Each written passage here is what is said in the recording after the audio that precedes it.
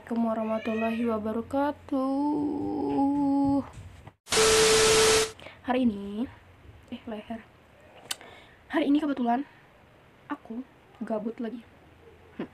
Buat kalian yang udah pernah nonton video aku sebelumnya pasti mikir nih orang apa sih gabut mulu kerjaannya, tiap hari gak punya kerjaan lain apa. Semaklum ya guys, ini kan lagi masa corona, jadi aku juga bingung mau ngapain. Jadi aku mau nge-review sebuah drama Korea lagi. Kali ini drama apa ya? Kali ini tuh drama yang saat ini April 2020 lagi hits-hitsnya. Buat kalian yang nggak nonton dramanya, fix kalian kudet, kita nggak temen.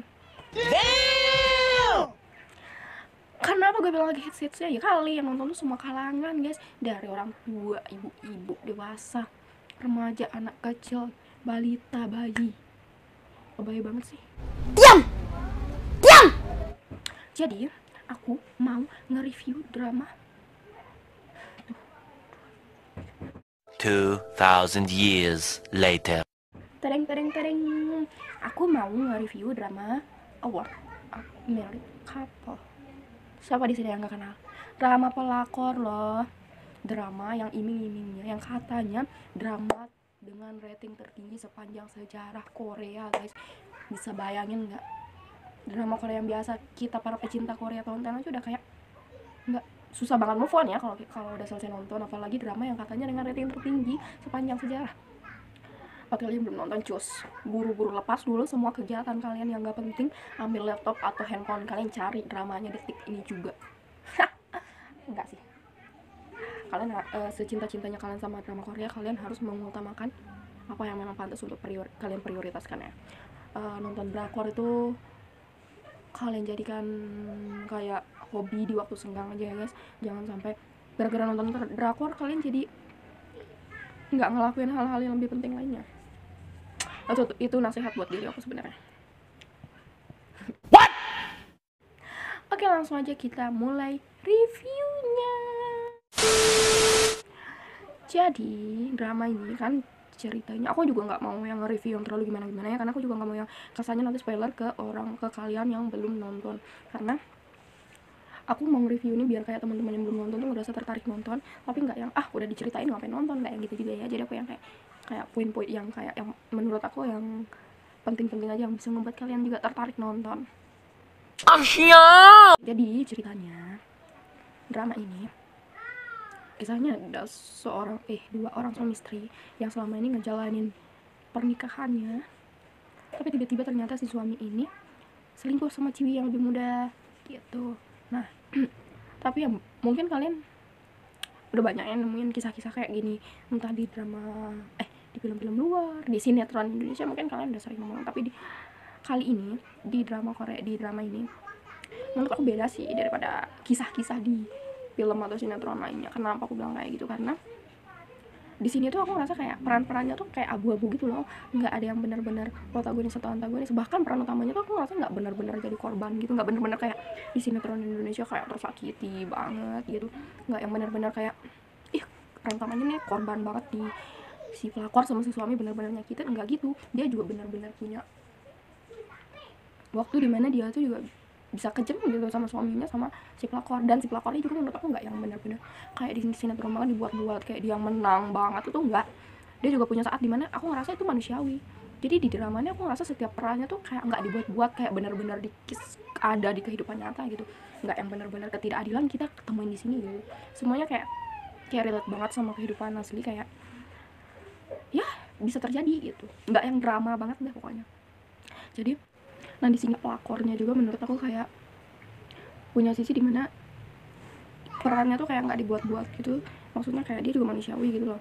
Dia mungkin nggak tahu kenapa dirinya bisa cinta sama suami orang. Oke, mungkin itu bukan hal yang bagus atau memang bukan pantas untuk ditiru, tapi setelah nikah dia juga dapat balasannya gitu. Dia juga ngerasain sakit hati atas apa yang dilakuin selama ini, ya kayak karma gitulah.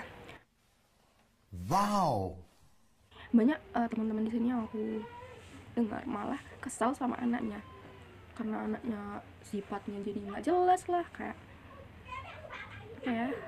kayak pokoknya dia yang kayak semenjak perceraian orang tuanya dia tuh kayak malah dia kleptomania lah, pokoknya dia gaji dia gitu. Jadi banyak banget netizen yang malah kayak lebih keselnya ke dia, ke anaknya daripada ke si pelakor. Kalau menurut aku nih, sikap yang kayak gitu ke seorang anak broken home tuh wajar banget gitu, wajar. Kenapa dia bisa kayak gitu itu aku kayak paham gitu alasannya. Drama ini benar-benar bikin kita gregetan, tapi drama ini bukan kayak sebuah sinetron yang terlalu dibuat-buat, yang terlalu dramatis gitu. Kayak drama ini kayak kayak seakan-akan kisah nyata yang difilmkan gitu loh. Terus di sini juga banyak banget plot twistnya, banyak banget kayak wah ternyata gini ya, kayak banyak banget hal-hal yang bikin kita deg-degan waktu nonton. Terus apa lagi ya yang bikin kalian tertarik buat nonton? Ngomong-ngomong aku mau promosiin gitu. Kamu siapa? Hai. Oke. Terus belum suami, terus buat yang dokter J, namanya dokter J ya, peran sama ceweknya, belum lagi nerima suami yang selingkuh. Teman-teman di sekitarnya yang selama ini dia anggap baik, yang selama ini tempatnya curhat tentang rumah tangganya, ternyata juga ngehianatin dia. Kenapa ngehianatin dia? Karena selamanya ternyata teman-temannya tuh tahu gitu loh, kalau si suami ini selingkuh di belakangnya, tapi teman-temannya nggak ada satupun yang ngasih tahu dia, nggak ada satupun yang kayak ngelapor gitu dari semuanya, bahkan nyembunyiin dari dia. Ya katanya sih menurut teman-temannya si suami ini udah janji ke teman-temannya kalau si suaminya bakal akhirin hubungan gelapnya itu dengan secepatnya gitu. Terus juga drama ini juga nggak yang kayak benar-benar kisah dia aja, dia juga kisah si suami istri ini aja, dia juga punya teman-teman, di mana teman-teman di drama ini tuh kayak menceritakan kisah kehidupan rumah tangga dari teman-temannya itu, walaupun nggak yang sedetail atau nggak yang menonjol dari kisah suami istri yang satu ini gitu. Untuk kalian tahu, saat pas aku bikin video ini aku baru nonton dramanya sampai episode 14. Drama episode 15 sampai 16 dia belum keluar, jadi aku yang belum benar-benar tahu endingnya bakal kayak gimana.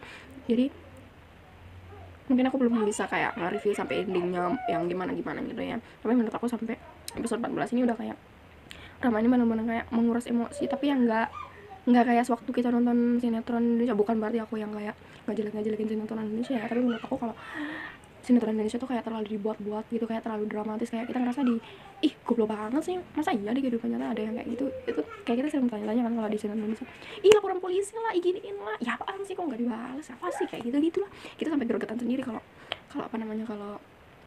nonton sinetron Indonesia. Tapi kalau di drama ini kita kayak oh ya udah sepantasnya deh, kayak oh ya kayak kita jadi kayak benar-benar nontonin kisah nyata di depan kita sendiri gitu loh. Yang kan dalam drama ini akhirnya si cowok itu ninggalin keluarganya kan demi si pelakor gitu. Nah di drama ini juga kayak si pelakor itu mau ngadopsi anaknya si keluarga yang rusak ini gitu. Nah kayak yang aku bilang tadi ya, di drama ini tuh perannya tuh kayak abu-abu, nggak ada yang benar-benar antagonis atau protagonis gitu. Setiap orang kayak bisa melakukan hal baik atau hal jahat tuh sesuai keadaan mereka gitu, kayak manusiawi banget. Nggak ada orang yang ngerasa dirinya harus jahat dari awal sampai akhir itu kan, dan dia tahu dirinya jahat tuh. Nggak kayak kalau di kehidupan nyata kan kita tuh kadang kita melakukan hal jahat tapi itu menurut kita tuh hal baik, mungkin di mata orang tuh sesuatu yang buruk, tapi di versi kita itu adalah hal yang terbaik yang harus kita lakuin gitu. Jadi benar-benar menurut aku benar-benar nggak kayak dibuat-buat. Udah berapa kali sih aku bilang nggak kayak dibuat-buat. Baca. Apalagi nih pas pelakornya ngadopsi si anak dari keluarga yang rusak itu, mau entah niatnya buruk atau gimana, tapi toh perlakuannya baik sama si anak. Dia nggak kayak ibu tiri yang kayak di sinetron yang kayak nyiksa anak tirinya, enggak. Terus itu juga niatnya baik mempertahankan rumah tangganya. Wah ya, walaupun rumah tangganya itu hasil dari ngerebut suami orang, tapi saat dia sudah berumah tangga sudah jadi tugas dia dong untuk mempertahankan rumah tangganya.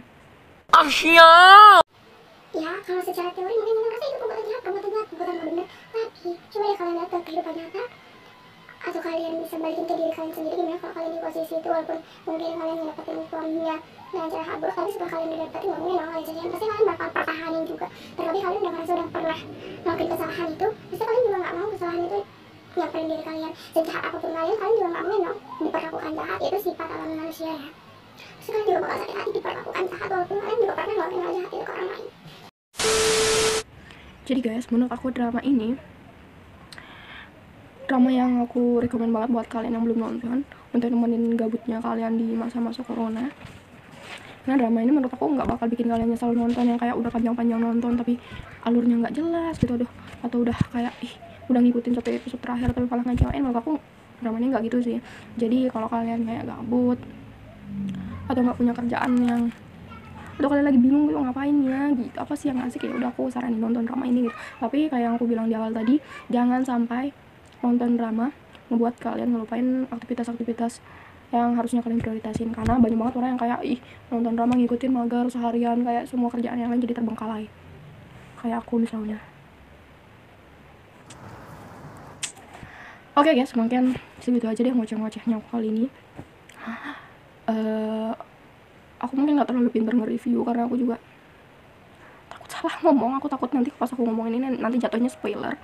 Aku mau kalian nonton aja karena aku tahu kalau di spoiler itu mungkin nggak enak banget ya, kayak kita nontonnya jadi nggak semangat gitu karena udah tahu ceritanya dari orang lain. Jadi aku dari tadi nyeritain tuh kayak masih kebingungan milih kata-kata di mana jangan sampai aku nggak spoilerin buat kalian yang belum nonton. Jadi selamat menonton.